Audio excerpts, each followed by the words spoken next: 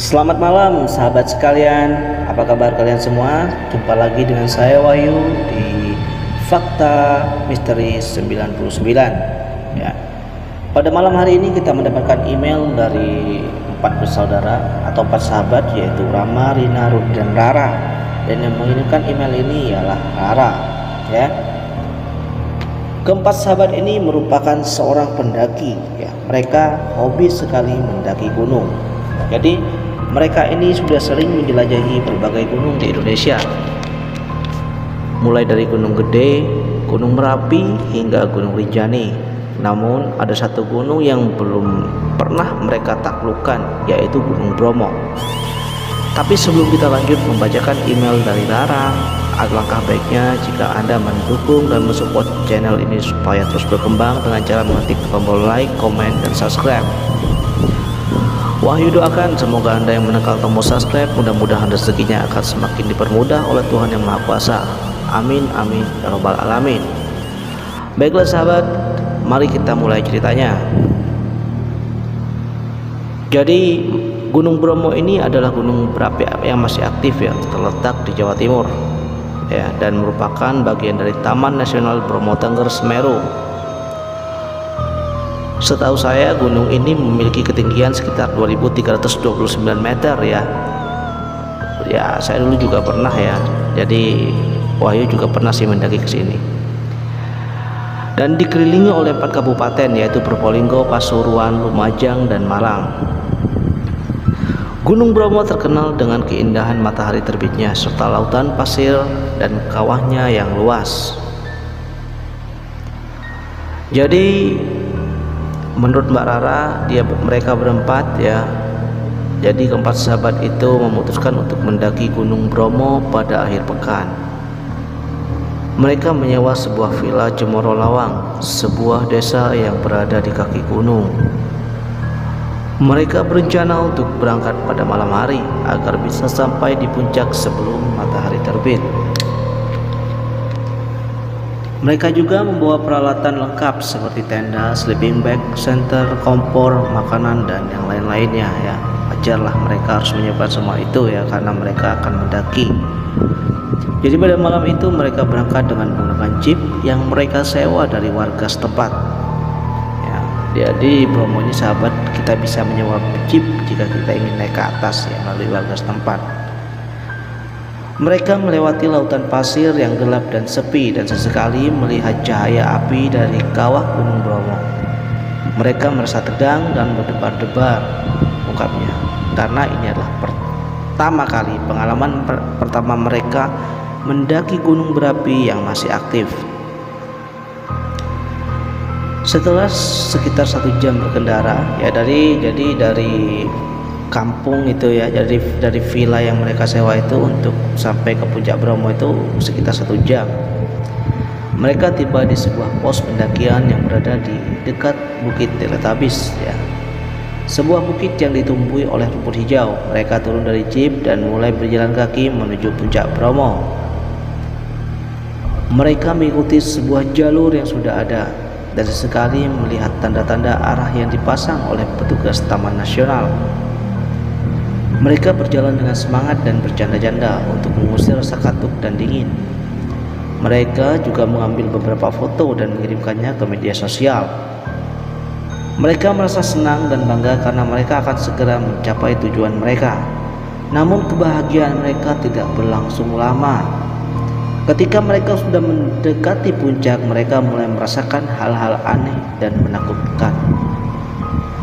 Mendengar suara-suara yang tidak biasa seperti jeritan, tangisan, dan tawa. Mereka juga melihat bayangan-bayangan hitam, bayangan-bayangan putih yang bergelantungan di pohon dan bergerak-gerak di sekitar mereka.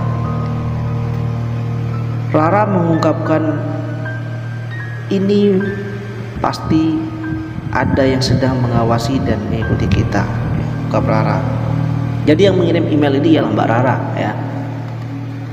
Mereka mencoba untuk mengabaikan hal-hal itu dan berpikir bahwa itu hanya halusinasi karena kelelahan ataupun kurang tidur.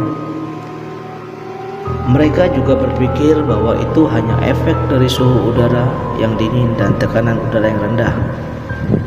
Jadi mereka sebenarnya berusaha untuk tetap tenang dan saling menyemangati. Namun semakin mereka mendekati puncak, semakin kuat dan nyata hal-hal itu terasa. Mereka mulai merasa ketakutan ya. Jadi keempat sahabat ini sudah mulai ketakutan ya. Tapi mereka masih tetap berpikir positif. Ya, karena mereka pun juga ingin segera kembali, namun mereka tidak bisa berbalik arah karena jalur yang mereka lewati sudah tertutup oleh kabut tebal. Mereka juga tidak bisa menghubungi siapa-siapa karena sinyal handphone mereka hilang. Ya tentu saja di Bromo ini sahabat ya, ayo akan ceritakan sedikit. Ketika kita udah sampai di atas, otomatis sinyal handphone kita akan hilang ya, nggak ada sinyal gitu ya. Ya oke lah, benar Mbak Raras ya, memang begitulah kenyataannya. Jadi mereka tidak punya pilihan selain melanjutkan perjalanan. Mereka berharap bahwa hal-hal itu akan berhenti jika mereka sudah sampai di puncak. Mereka berharap bahwa mereka masih bisa melihat matahari terbit dan menikmati pemandangan indah dari atas Gunung Bromo. Namun harapan mereka sia-sia. Ketika mereka sudah sampai di puncak, mereka tidak melihat apa-apa selain kegelapan dan kabut. Mereka tidak melihat matahari, langit atau bintang. Mereka hanya melihat kawah Gunung Bromo yang mengeluarkan asap dan api. Mereka juga tidak melihat orang lain selain mereka berempat. Mereka merasa bingung dan panik. Mereka tidak tahu apa yang terjadi, apa yang harus mereka lakukan. Mereka mencoba untuk mencari jalan keluar, tapi mereka tidak menemukannya, tutur Mbak Rara. Mereka terjebak di puncak Gunung Bromo tanpa ada yang bisa menolong mereka. Tiba-tiba mereka mendengar suara yang sangat keras dan menyeramkan. Suara itu seperti suara guntur yang menggelegar di langit. Dan mereka pun mendengar suara tawa yang sangat mengerikan dari makhluk yang biasa dipanggil kuntilanak.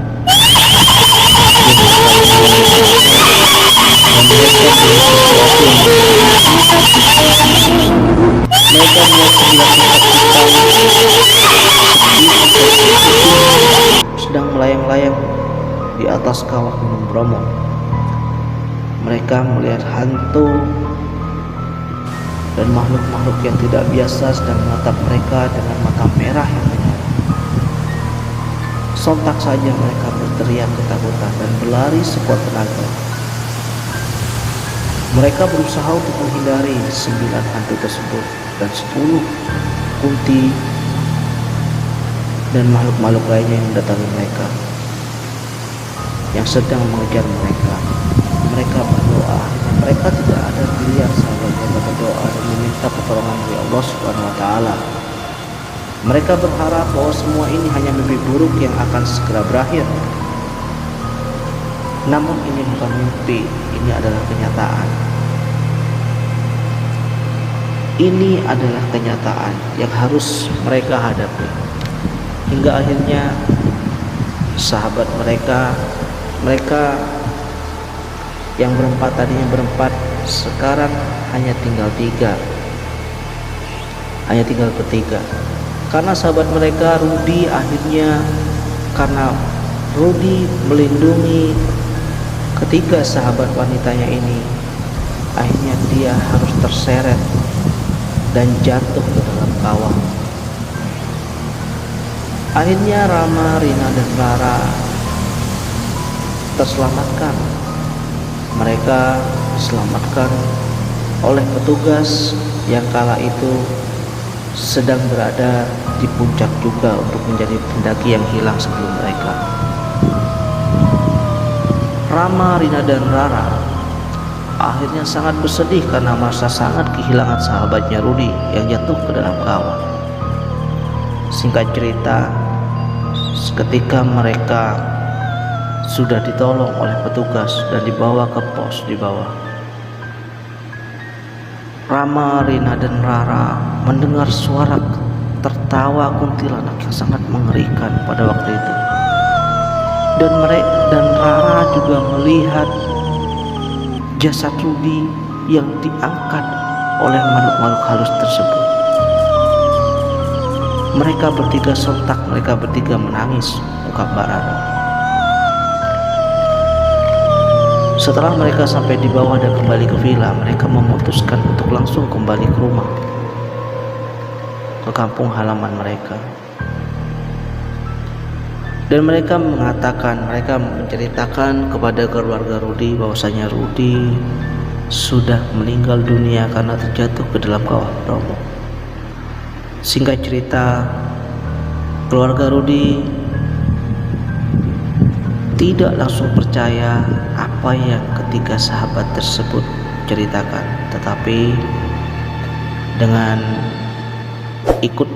datangnya petugas dari Gunung Bromo yang menguatkan cerita mereka, akhirnya keluarga Rudi percaya, dan keluarga Rudi mulai mengikhlaskan kepergian anaknya tersebut. Setelah itu, ketiga sahabat yang masih hidup ini selalu dihantui oleh kedatangan makhluk yang mengerikan yang datang ke rumah mereka masing-masing. Hingga akhirnya ketiga sahabat ini memutuskan untuk keluar bersama setiap malam, dan akhirnya pada hari ketujuh mereka mengalami kecelakaan tragis. Hanya Mbak Rara lah yang selamat dalam kecelakaan tersebut.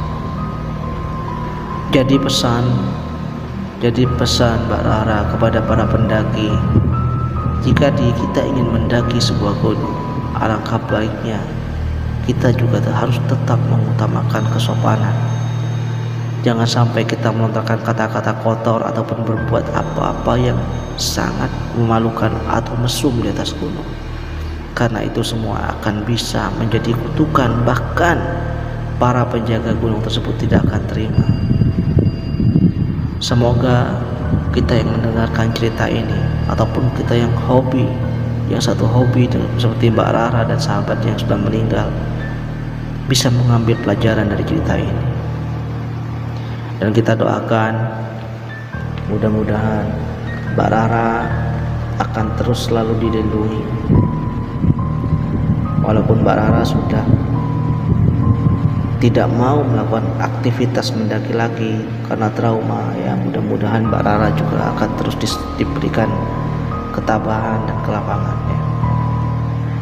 Dan kepada Mbak Rama, Rina, dan Rudi, kita doakan arwah mereka supaya arwah mereka tenang di alam sana. Terima kasih sahabat sudah menonton. Sampai jumpa di cerita-cerita berikutnya. Jadi jika kalian ingin berbagi cerita misteri, silahkan kirimkan cerita kalian melalui email yang tercantum di video kita ini. Sampai jumpa di cerita-cerita berikutnya, dan